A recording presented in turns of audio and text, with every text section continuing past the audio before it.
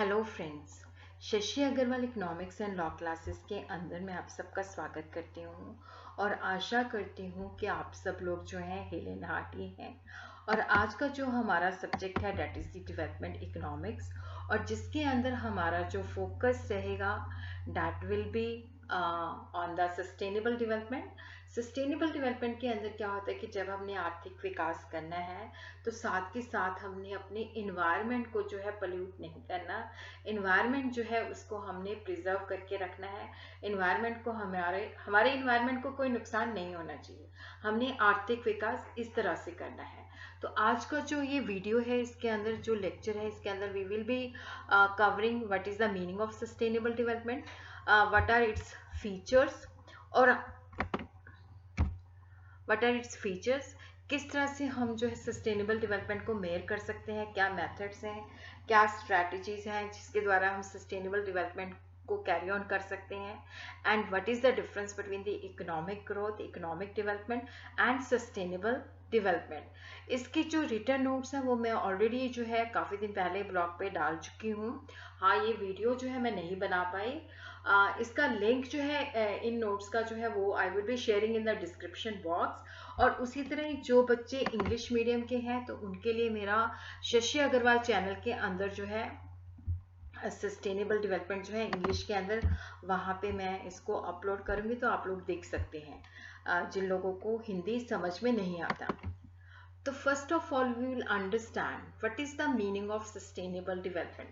देखो, जो आज के ज़माने के अंदर जो है जो डेवलपमेंट चाहिए that is called sustainable development, that is called the modern variant of the development. इसके अंदर क्या है कि देखो, जो सस्टेनेबल डेवलपमेंट है ये एक आर्थिक विकास की एक प्रक्रिया है। It is the process of economic development.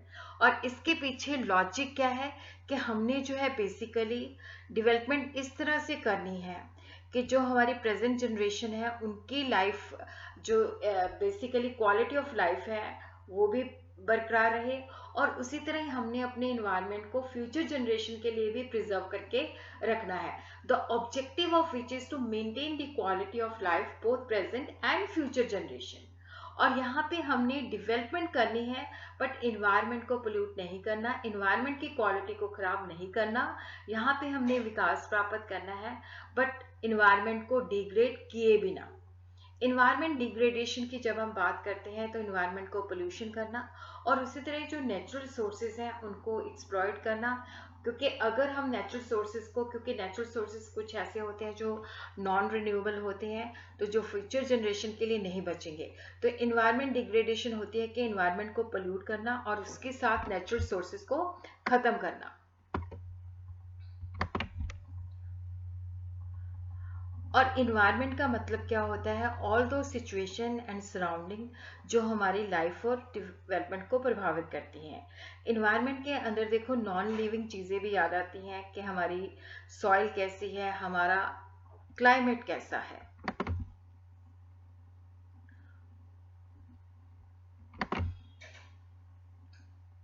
Sustainable development जो है एक प्रोसेस है। प्रोसेस का मतलब होता है जहाँ पे चीज़ें को हम सिस्टमेटिक मैनर के अंदर करते हैं, स्टेप बाय स्टेप करते हैं। और यहाँ पे बेसिकली जो है अगर हम आर्थिक विकास कर रहे हैं तो इसका मतलब ये नहीं है कि जो आने वाली फ्यूचर जनरेशन है उनके लिए हम रिसोर्सेज को ख़राब कर रहे हैं या इन्वायरमेंट को डिग्रेड कर रहे हैं। Sustainable development is a process that maximizes for present and future generation long-term net gains resulting from the economic development. हम economic development को इस तरह से करते हैं कि आने वाली future generation को भी उसका benefit मिले। तो सस्टेनेबल डेवलपमेंट जो है जिसके अंदर प्रेजेंट जनरेशन की रिक्वायरमेंट तो पूरा करता ही करता है, बट साथ में ये नहीं है कि फ्यूचर जनरेशन के लिए वो कम कर देता है, फ्यूचर जनरेशन को भी उसका बेनिफिट होता है। तो सस्टेनेबल डेवलपमेंट जो है that is the process of development which meets the needs of the present generation without reducing the ability of the future generation to meet their own needs. तो यहाँ पे हम डेवलपमेंट जो है इस तरह से करते हैं कि प्रेजेंट जनरेशन तो इंजॉय करती है उसको, बट ये नहीं है कि हमने इन्वायरमेंट को डिग्रेड कर दिया तो फ्यूचर जनरेशन के लिए कुछ ना बचे। तो it's a process of development जिसके अंदर हम फ्यूचर डेवलपमेंट जो फ्यूचर जनरेशन हैं उसके लिए भी जो है इस तरह से करते हैं कि हम इन्वायरमेंट को कोई नुकसान नहीं पहुंचाते। The concept of sustainable development stresses the process of development should be such that it stress that process development should be such that it causes minimum possible environment pollution। देखो जब हम सस्टेनेबल डेवलपमेंट की बात करते हैं तो minimum possible environment pollution होना चाहिए, और उसी तरह जो नेचुरल रिसोर्सेज की डिप्लेशन है वो भी मिनिमम होनी चाहिए ताकि हमारी फ्यूचर जनरेशन जो है वहां पे सफर ना करे। और सस्टेन जो रियल टर्म्स के अंदर जो पर कैपिटा इनकम है, इकोनॉमिक वेलफेयर है, सस्टेन का मतलब होता है कंटिन्यूशन बेसिस पे इंक्रीज होनी चाहिए। और जो हमारे नेचुरल सोर्सेज हैं उनकी वेस्टेज नहीं होनी चाहिए, they should be properly utilize, they should be optimized. और यहाँ पे जो हमारे नेचुरल सोर्सेज हैं ये नहीं कि हम उनको ख़त्म कर दें और आने वाली जो पीढ़ी है, आने वाली जो फ्यूचर जनरेशन है उनकी ज़रूरतें पूरी ना हो सके। तो हमने इस तरह से नेचुरल सोर्सेज को और एनवायरनमेंट को यूज़ करना है ताकि बेसिकली यहाँ पे फ्यूचर जनरेशन के लिए कोई इन्वायरमेंट की पोल्यूशन या इन्वायरमेंट की डिग्रेडेशन नहीं होनी चाहिए।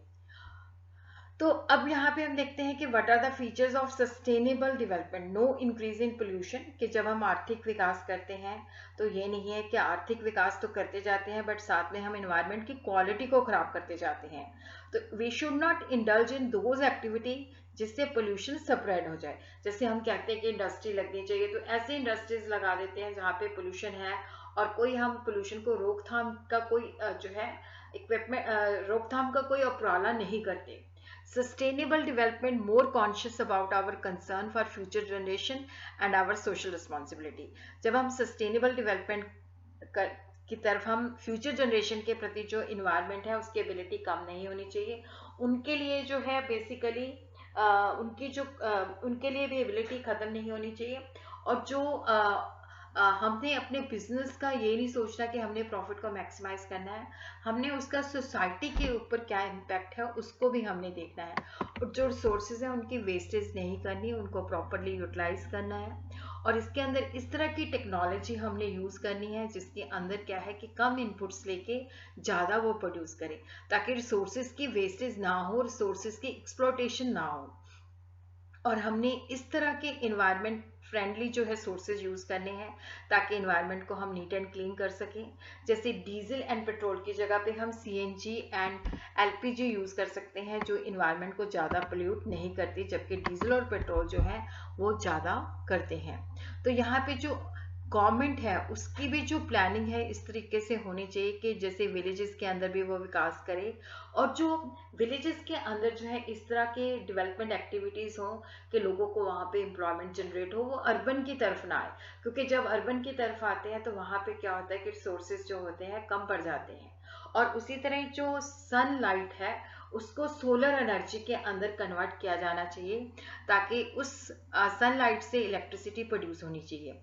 और इंडिया के अंदर जो है बेसिकली ये एक नेचुरल गिफ्ट है और इन्वायरमेंटल फ्रेंडली भी है, एग्जॉस्टिबल भी नहीं है। तो हमें इस तरह के रिसोर्सेज जो है जो नेचुरल है और जिनकी क्या है कि डिप्लीशन नहीं होती, उस तरह के रिसोर्सेज को हमें यूज़ करना चाहिए। जैसे इलेक्ट्रिसिटी को हम प्रोड्यूस कर सकते हैं। और उसी तरह ऑर्गेनिक फार्मिंग जिसके अंदर क्या है कि देखो अगर हम जो दूसरी फार्मिंग करते हैं उसके अंदर पेस्टिसाइड्स, इंसेक्टिसाइड्स यूज़ किए जाते हैं कि क्रॉप की यील्ड इंक्रीज हो सके, बट इन्वायरमेंट पोल्यूट हो जाता है और ज़मीन की जो फर्टिलिटी है वो भी इफेक्ट हो जाती है। और उसी तरह जो हाउस होल्ड वेस्ट होते हैं वो भी इन्वायरमेंट को डिग्रेड करते हैं, तो उनको भी हमें इस तरह से रिसाइकिल करना चाहिए। और जो ऑर्गेनिक फार्मिंग है उसके लिए हमें खाद का इस्तेमाल करना चाहिए। और what should be the strategies for the sustainable development. यहाँ पे स्ट्रिंजेंट लॉज होने चाहिए कि जो इंडस्ट्रीज जो है एनवायरनमेंट को पोल्यूट करती हैं उनके लिए स्ट्रिक्ट लॉज होने चाहिए ताकि वो उन एरियाज में सेटअप हो या उस किस तरह से जो वो एफ्लुएंट्स हैं वो कम से कम जो है डिस्पोज ऑफ हो या उनकी मतलब प्रॉपर रोकथाम होनी चाहिए। Awareness to conserve natural asset for inter generation equity, यहाँ पे क्या है कि हमने नेचुरल सोर्सेज को अपनी आने वाली जनरेशन्स के लिए बचा के रखना है। तो यहाँ पे ज़्यादा से ज़्यादा जो है लोग public means of transport use करें, जिससे क्या है, क्योंकि अगर हम इंडिविजुअल व्हीकल यूज़ करते हैं तो उससे इन्वायरमेंट जो है पोल्यूट होता है और इन्वायरमेंट के अंदर जो है डिग्रेडेशन आती है। सस्टेनेबल डेवलपमेंट जो है जनरल नेशनल इनकम और जेन्युइन सेविंग के द्वारा जो है हम इसको मेयर कर सकते हैं। तो first of all we will understand green national income जो है that is the difference between the net national income and depreciation of the natural capital. Net national income होती है market value of the final goods and services produced by the resident of the country during the year. और depreciation of natural capital का अर्थ होता है कि जो जब हम लगातार जो है नेचुरल सोर्सेज को यूज करते रहते हैं तो वो कम होने शुरू हो जाते हैं, इवन इसके अंदर जो है इन्वायरमेंट भी आ जाता है। ग्रीन जो इनकम है, ग्रीन नेशनल इनकम जो है that is equal to net national income minus depletion of the natural sources minus environment degradation. Genuine saving जो होती है कि rate of saving adjusted not only for depreciation of man made capital but also for the loss value of the natural capital, जिसके अंदर हम देखते हैं कि हम कितना इन्वायरमेंट जो है उसको उसकी जो है उसको प्रिजर्व करते हैं। तो ग्रॉस सेविंग माइनस डेप्रिसिएशन, जो इंसान के द्वारा बनाई गई जो कैपिटल है जैसे मशीनरी है उसकी तो डेप्रिसिएशन होती है, और उसी तरह क्या है कि जो नेचुरल सोर्सेज है जो डिग्रेडेशन है वो भी इसके अंदर जो है depreciation of man made capital minus depreciation of natural capital. Now we are going to do a very important question, that is the comparison between the economic growth, economic development and sustainable development. Economic growth का मतलब होता है कि जहाँ पे real per capita income के अंदर जो है लंबे समय तक इंक्रीज होता है, और जब हम इकोनॉमिक डेवलपमेंट की बात करते हैं तो वहाँ पे long term increase in real per capita income और साथ के साथ लोगों का वेलफेयर भी इंक्रीज होता है, क्योंकि इकोनॉमिक ग्रोथ के अंदर हम ये वेलफेयर के ऊपर फोकस नहीं करते। सस्टेनेबल डेवलपमेंट के अंदर इन्वायरमेंट के ऊपर भी ध्यान रखा जाता है, increase in per capita income, economic welfare of the both the present and the future generation.